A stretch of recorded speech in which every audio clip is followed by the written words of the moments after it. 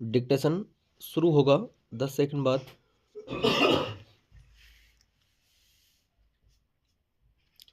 हाल की 3 घटनाएं देखें।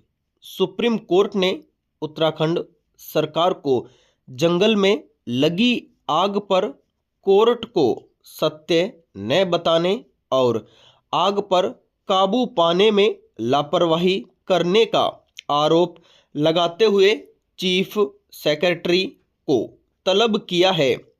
बेंच ने केंद्र से भी इस आपदा पर काबू पाने के लिए राज्य को कम आर्थिक मदद देने पर सवाल किए हैं। दूसरी घटना में केंद्र की एजेंसी ने एक न्यूज वेबसाइट के मालिक को बिना कारण बताए गिरफ्तार करने, गिरफ्तारी संबंधी और अन्य दस्तावेजों में फर्जी समय डालने और रिमांड आदेश में 2 लाइनें बाद में जोड़ने का दोषी पाते हुए अदालत ने पत्रकार को तत्काल छोड़ने के आदेश दिए।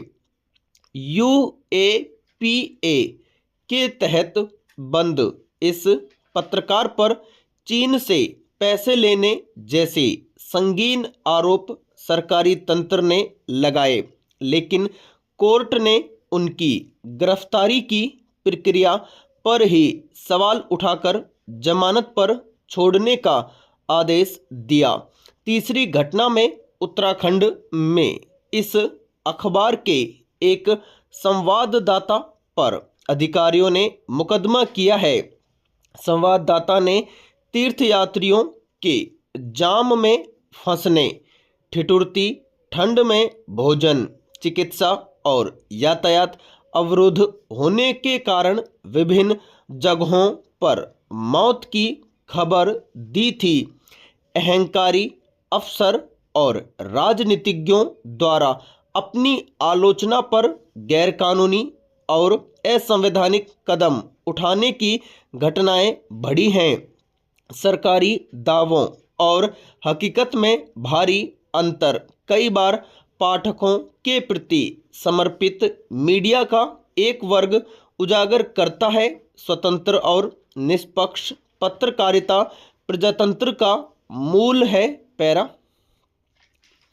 इन दिनों माता के साथ पिता को भी वृद्धाश्रम में भेज दिए जाने की घटनाएं खूब देखी सुनी जा रही हैं। प्राय यह भी देखा जाता है कि घर में बूढ़े, अशक्त और बीमार माता पिता को बच्चे किसी न किसी बात पर छिड़क देते हैं, उनको अपमानित करते हैं। इस तरह के आचरण से माता पिता की उपेक्षा करने की बातें प्राय सामने आती ही रहती हैं।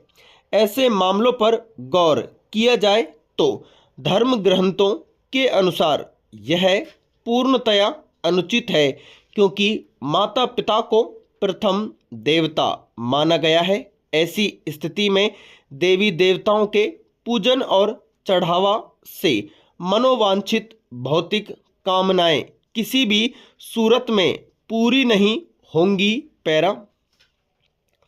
माँ की महत्ता के संदर्भ में अत्यंत महत्वपूर्ण ग्रंथ श्रीमद् भागवत पुराण में प्रसंग आता है कि नन्हे कृष्ण द्वारा चोरी से माखन खाने की शिकायत पर माँ यशोदा स्नेह से ही सही डांटती ही नहीं, बल्कि एक डंडा हाथ में लेकर उन्हें मारने की धमकी भी देती हैं।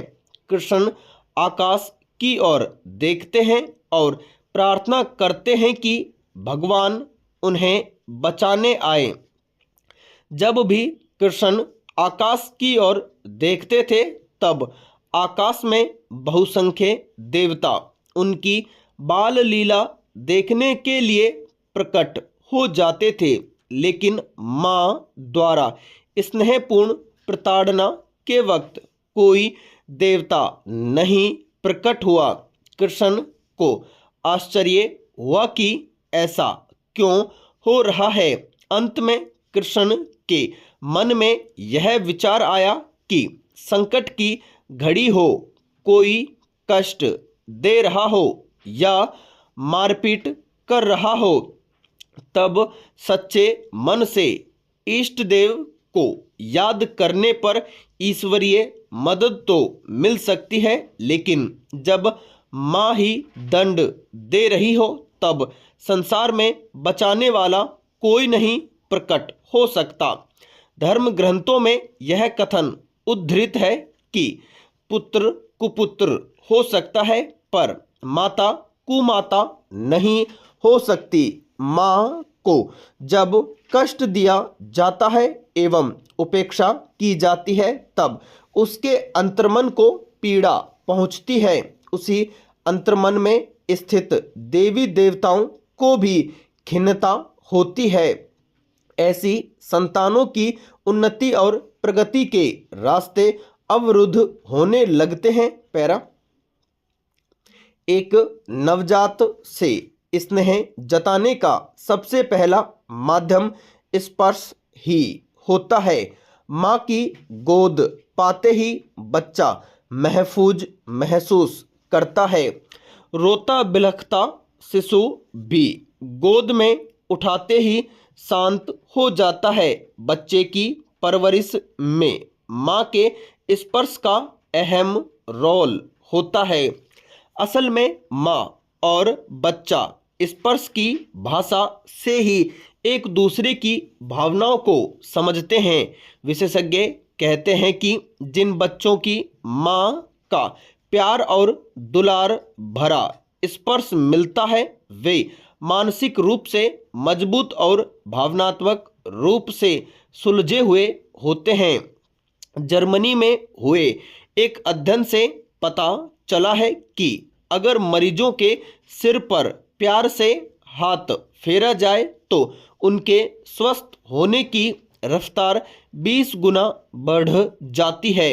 यह अलग बात है कि आजकल एक दूसरे के करीब होने पर भी कोई बीमारी हो जाने की आशंका जताई जाने लगी है। पैरा, देखा जाए तो प्रकृति में घटित होने वाली सभी घटनाएं स्पर्श की भाषा से ही संचालित होती हैं। हर सुबह धूप की चमकीली किरणें धरती का स्पर्श करती हैं तो पेड़ पौधे बढ़ने लगते हैं, फूलों की पंखुड़ियाँ चटकने लगती हैं, फल पकने लगते हैं, हवाएं फूलों, कलियों और पत्तियों का स्पर्श कर उनकी गंध साथ में लेकर चल पड़ती हैं। इस तरह स्पर्श से जीवन चक्र चलता रहता है। सच यह है कि स्पर्श के तरीके से व्यक्ति की भावनाएं स्पष्ट हो जाती हैं कि वह अच्छी भावना से छू रहा है या बुरी भावना से। छूने के तरीके से यह भी पता लगाया जा सकता है कि उसमें किस रस की प्रधानता है, प्रेम, वात्सल्य, क्रोध, भय, करुणा या घृणा।